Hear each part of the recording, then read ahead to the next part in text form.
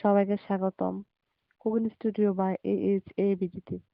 আশা করি আপনারা সবাই ভালো আছেন। আলহামদুলিল্লাহ আমি অনেক ভালো আছি। তো বরাবর মতো আজকেও চলে আসলাম নতুন একটি মজাদার রেসিপি নিয়ে। আশা করি আপনারা পুরো ভিডিওটি খুব ধৈর্য সহকারে দেখবেন।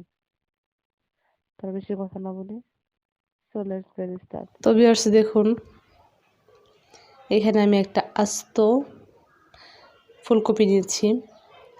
আজকে আমি ফুলকপি দিয়ে কী করতে যাচ্ছি আপনারা দেখতে পারবেন। বন্ধুরা দেখুন, এখানে আমি একটা ফুলকপি নিয়েছি।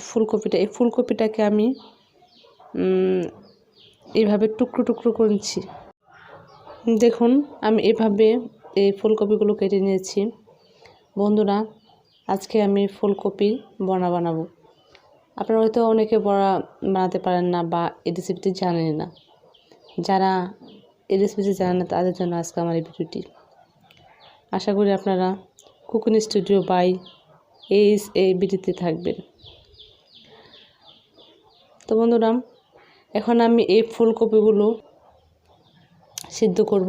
আমি কিন্তু একটা ফুলকপির 4 ভাগের 1 অংশ নিয়েছি, কারণ যেহেতু দেখাচ্ছি সেগুলো এই জন্য আমি অল্প পরিমাণে নিয়ে খুব শর্টকাটে আমি আপনাকে দেখানোর চেষ্টা করতেছি। এখন হচ্ছে আমি ফুলগুলো এভাবে পিস করে নিয়েছি। এগুলো আমি এখন সিদ্ধ করব। সিদ্ধ করার পর আমি আপনাদেরকে দেখাবো। তো বন্ধুরা দেখুন, আমি পাত্রতে হচ্ছে আপনার এগুলো দিয়ে দিয়েছি। কিন্তু আপনারা যখন সিদ্ধ করবেন তখন পানি যতটুকু দেন না কেন সিদ্ধ হলেই হয়েছে। বাট একটা জিনিস এখানে, একটা উপাদান এখানে প্লে করবেন। এটা হচ্ছে আপনার যখন আপনার সিদ্ধ করবেন তখন হচ্ছে একটু 1 চামচ বা 1.5 চামচ হলুদের গুঁড়াটা দিয়ে নেবেন। দেখুন, এইখানে হলুদটা দিয়ে দিচ্ছি, কারণ যে হলুদটা দেওয়ার কারণ হচ্ছে আমি যখন সিদ্ধ করবো তখন এটা হলুদ আপনার পুরোটাই মিক্সড হয়ে যাবে, কালারটা অনেক সুন্দর হবে। আর যদি শুধু সিদ্ধ করি তাহলে কিন্তু হলুদ সাদা সাদা লাগবে, দেখতে তেমনটা সুন্দর হবে না। ঠিক আছে, এই জন্য আমি যে কোনো কিছু সিদ্ধ করলে সাথে একটু হালকা হলুদ দিয়ে নেবেন, তাহলে কালারটা অনেক সুন্দর হবে, দেখতে অনেক ভালো লাগবে। তো ঠিক আছে, আমি এটা সিদ্ধ করে নিই, 4 থেকে 5 মিনিট লাগবে। তারপর হচ্ছে আমি ফিরে আসবো। তো ভিউয়ার্স দেখুন, আমি এগুলো সিদ্ধ করে ফেলেছি। কালারটা কত সুন্দর হয়েছে। আমি এই জন্য হচ্ছে আপনার এগুলা হালকা একটু হলুদ দিয়ে নিচ্ছি, কারণ যাতে কালারটা অনেক সুন্দর হয়। আর ইচ্ছা করলে কিন্তু এখন হলুদ দেওয়ার প্রয়োজন নাই। তো ঠিক আছে, এখন আমি ফুলকপি বড়া বানাতে কি কি ইউজ করব বা কী উপাদান দিব আপনারা একটু দেখুন।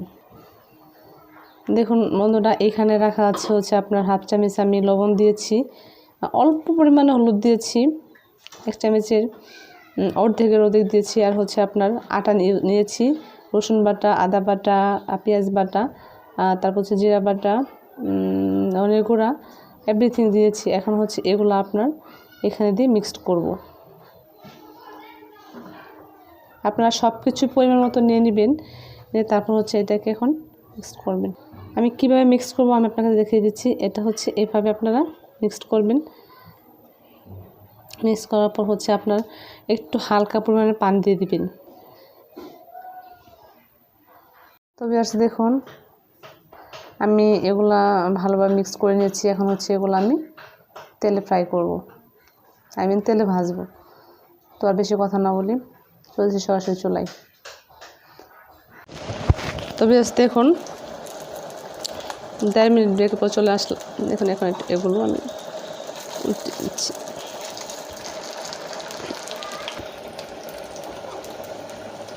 এভাবে আপনারা একটু একটু করে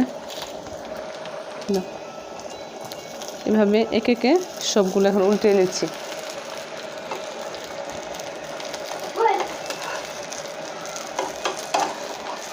এগুলো কিন্তু একটার সাথে একটা কিন্তু কোনোভাবেই লাগেনি। দেখুন কালারটা কত সুন্দর হয়েছে। আর হ্যাঁ বন্ধুরা, যদি আপনাদের আমার এই ভিডিওটি অলরেডি ভালো লাগা শুরু করে থাকে তাহলে অবশ্যই আমার চ্যানেলটি সাবস্ক্রাইব করবেন এবং পাশে থাকা বেল আইকনটি বাজিয়ে দিবেন। আর যদি খুব ভালো লেগে থাকে তাহলে এটা লাইক, শেয়ার, কমেন্ট করে বন্ধুদের ছড়িয়ে দিবেন। তো ঠিক আছে, আমি এইভাবে সবগুলো উল্টে নিলাম। এখন হচ্ছে আপনার এগুলো আর একটু আর 1 থেকে 1.5 মিনিট এটা কিন্তু ভেজে নিলেই সম্পূর্ণ হয়ে যাবে। তারপর একদম ফিনিশিংয়ের দিকে আমি আপনাদের এটা একটা জিনিস করে দেখাচ্ছি, এটা কতটা সুন্দর হয় দেখতে এবং কতটা কালারফুল হয়। ততক্ষণ পর্যন্ত সাথেই থাকবেন আশা রাখছি।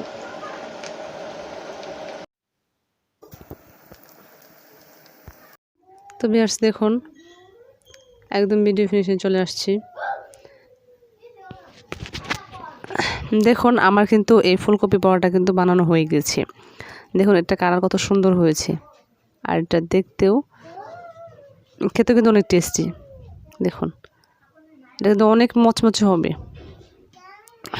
আমি আপনাদের আরও একটু কাছ থেকে দেখাচ্ছি।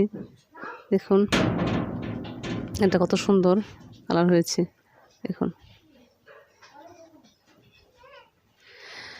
খুবই অল্প সময়ে কিন্তু এই রেসিপিটি বানানো যায়, আর এটা খেতে অনেক টেস্টি। এটা আপনারা ভাত দিয়েও খেতে পারেন, ইচ্ছা করলে এমনিও খেতে পারেন। খুবই সুন্দর একটা রেসিপি। গ্রামগঞ্জে কিন্তু বেশি রেসিপিটা বানানো হয়। আর হ্যাঁ বন্ধুরা, যদি আপনাদের আমার এই ভিডিওটি সত্যিকার অর্থে অনেক ভালো লেগে থাকে, তাহলে অবশ্যই আমার চ্যানেলটি সাবস্ক্রাইব করবেন এবং পাশে থাকা বেল আইকনটি বাজিয়ে দিবেন, যাতে করে পরবর্তী কোনো ভিডিও আপলোড করার সাথে সাথে সবার আগে আপনার নোটিফিকেশনে গিয়ে এড হয়, যাতে আপনি দেখতে পারেন। আর হ্যাঁ অবশ্যই আপনার কাছে আমার রিকোয়েস্ট থাকবে, আমার এই ভিডিওটি লাইক শেয়ার কমেন্ট করে বন্ধুদের মধ্যে ছড়িয়ে দিবেন।